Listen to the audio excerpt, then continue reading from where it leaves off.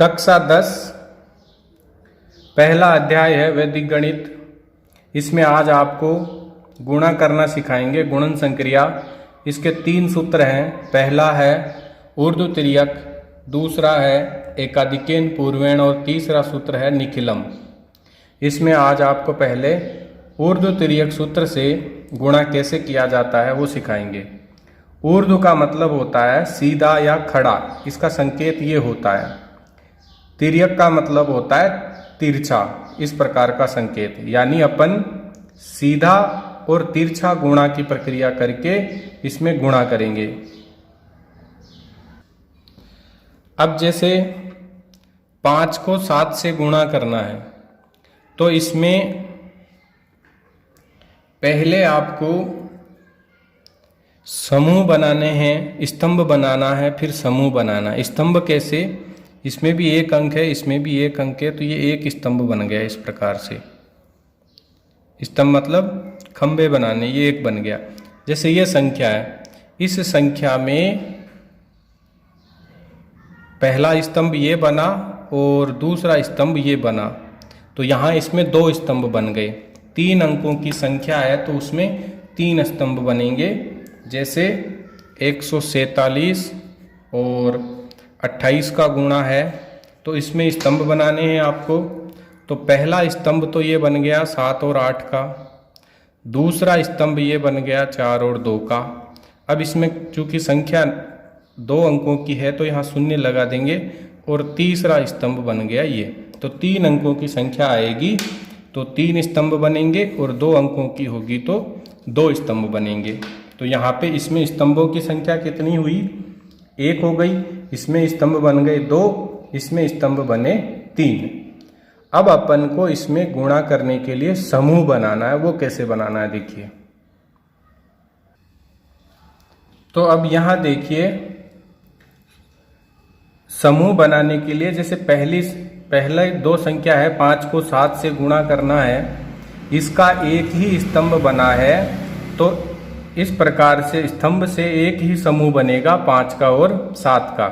और ये उधर्व का चिन्ह लगा देंगे और इसको उधर्व गुणा कर देंगे। 7 को 5 से गुणा करेंगे तो ये 35 आ जाएगा आपका। अब देखिए 27 को 42 से गुणा करना है तो सबसे पहले अपन ने इसमें स्तंभ बनाए। ये पहला स्तंभ, ये दूसरा स्तंभ। अब इन स्तंभों से समूह बनाना है तो यहाँ पे पहले स्तंभ को लिखा, 7 और 2 को ऐसे का ऐसे ही लिख दिया।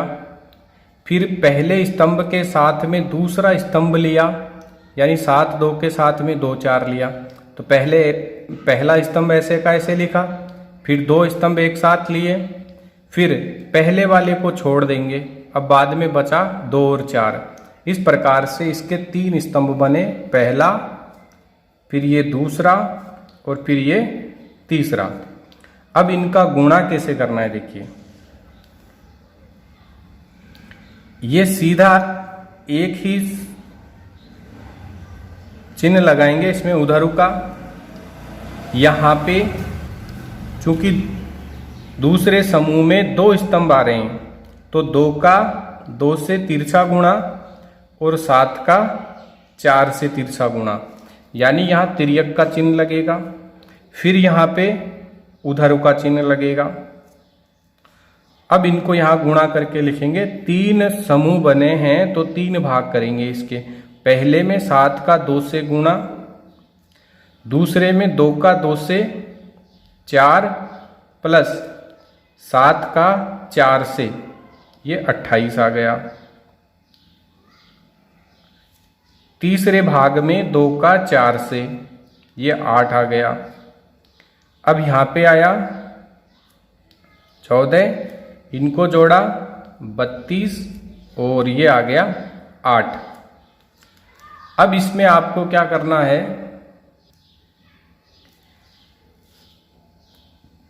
हर भाग में इधर भागों, दोनों भागों में एक एक अंक लेना है।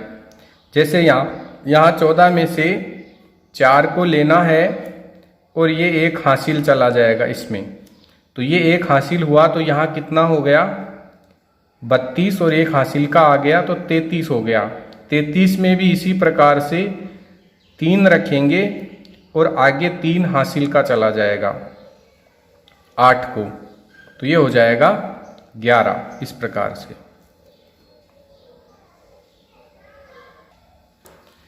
अब इसमें 147 को 28 से गुणा करना है, तो उधर तिर्यक से करेंगे तो इसके पहले समूह बनाएंगे। पहला स्तंभ है ये 7 और 8 का, तो पहला स्तंभ ऐसे का ऐसे लिख दिया 7 और 8 का।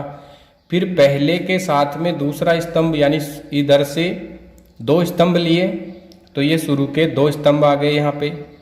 फिर 3 स्तंभ एक साथ लिए, तो ये तीनों स्तंभ एक साथ आ गए। यानी पहला स्तंभ ये था, दूसरा ये था और तीसरा ये था। तो पहला स्तंभ 7 और 8 का ले लिया, फिर इधर से 7 और 8 के साथ दूसरा स्तंभ और ले लिया, पहले के साथ दूसरा, तो ये इधर से दाईं ओर से 2 स्तंभ हो गए। फिर इधर से तीनों स्तंभ हो गए। अब कोई स्तंभ नहीं बचा, 3 स्तंभ एक साथ ले लिए, तो इधर से एक एक स्तंभ दाईं तरफ से छोड़ते जाएंगे। तो यहाँ तक तीनों आ गए। अब यहाँ इसको 7 और 8 को छोड़ देंगे, ये बचेगा 1 4 और 0 2 का, यहाँ से ये बन जाएगा समूह। फिर अगेन इसको और छोड़ देंगे तो बचेगा 1 और 0। इस प्रकार से अपने कितने समूह बन गए, 1 2 3 4 और 5, ये 5 समूह बन गए। पहला समूह ये, दूसरा ये, तीसरा ये, चौथा ये, पांचवा ये। अब इनका गुणा करेंगे, इनको नीचे लिखते हैं।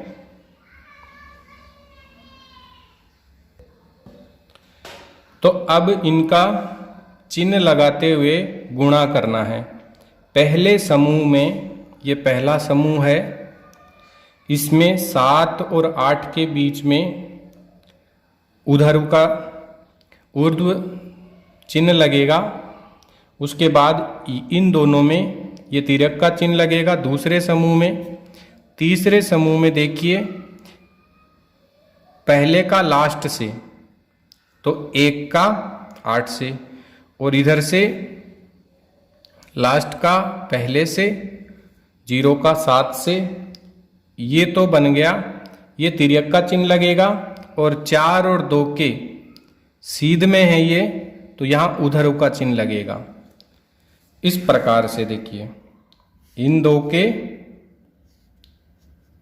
तिर्यक गुणा और इन 2 का ऊर्ध्व गुणा।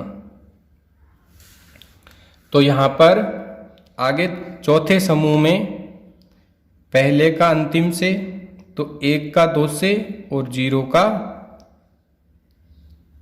4 से तिर्यक गुणा, और फिर अंतिम समूह में 1 और 0 का ऊर्ध्व गुणा। तो यहाँ पे ये चौथा समूह और ये पांचवा समूह। इनके 5 भाग करके यहाँ अलग अलग गुणा करके लिखेंगे। तो पहले भाग में यहाँ लिखते हैं 7 और 8 का गुणा, तो कितना हुआ, 7 गुणा 8 लिख दिया। फिर उसके पर दूसरे भाग में 8 का 4 से 32 प्लस 7 का 2 से 14। फिर तीसरा भाग 8 का 1 से 8 प्लस 4 का 2 से 8 प्लस 7 का 0 से 0। फिर इसमें 2 का 1 से 2 प्लस 0 का 4 से, तो 0, 1 का 0 से 0। अब गुणा किया इसको, ये आया 56। इसमें इसको जोड़ा, ये आया 46। इनको जोड़ा 16, इनको जोड़ा 2, इसको 0।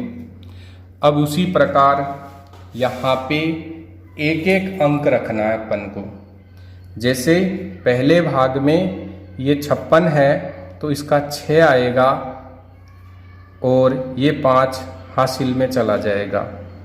तो यहाँ पे ये हो जाएगा 51। इसी प्रकार से ये और स्टेप लिख के समझा रहा हूँ, आपको डायरेक्ट करना है। तो ये 6 आ जाएगा पहले भाग में।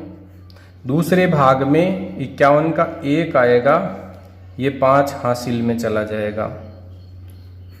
तो 5 हासिल में इसमें जोड़ा तो ये हो गया 16 में 5 जोड़ देंगे 21, और ये 2 और ये 0। अब डायरेक्ट लिख रहा हूँ एक साथ। यहाँ पे पहले भाग में 6, दूसरे का 1, यहाँ पे 21 का 1 आएगा, हासिल की 2 चली जाएगी आगे, 2 में 2 जोड़ेंगे 4 आ जाएगा, और ये 0। तो इसका आंसर आ गया आपका 4116। तो यहाँ आपने देखा कि पहले जो 2 संख्याओं का इनका गुणा किया था, इसमें स्तंभ कितने बने? 1 स्तंभ बना, और समूह भी इसका 1 ही बना ये उर्दू का। दूसरे प्रश्न में, इस प्रश्न में 27 और 42 में पहला और दूसरा ये 2 स्तंभ बने, तो इसमें स्तंभ संख्या 2 हुई, और इसके समूह कितने बने? समूह देखिए, पहला समूह ये, दूसरा ये बना, तीसरा ये, तो समूह बने 3। इसी प्रकार में इसमें स्तंभ कितने बने थे? 1 2 3। स्तंभ का मतलब इस तरह से सीधे खंबे, यूं। तो 1 2 3 बने, तो स्तंभों की संख्या हुई इसमें 3, और समूह कितने बने? 1 2 3 4 और 5, तो इसमें 5 समूह बने। तो इसका एक सूत्र होता है कि समूह संख्या, कितने समूह बनेंगे, समूह संख्या निकालनी है तो आपको स्तंभ संख्या को दुगना करके 1 कम कर दो। जैसे इसके समूह संख्या निकालनी है अपन को कि इसमें 3 स्तंभ थे, पहला दूसरा और तीसरा, यानी 3 स्तंभ बने। तो यहाँ इस सूत्र में रखेंगे, स्तंभ की संख्या में यहाँ पे लिख देंगे 3, और उसका दुगना करके 1 कम कर देंगे। तो 3 को 2 से गुणा किया 6, 6 में से 1 घटाया 5, तो इसके कितने समूह बनेंगे? 5। तो ये 5 समूह बने हैं। इस प्रकार से उधर तिर्यक से आप किन्हीं भी संख्याओं का आपस में गुणा कर सकते हैं।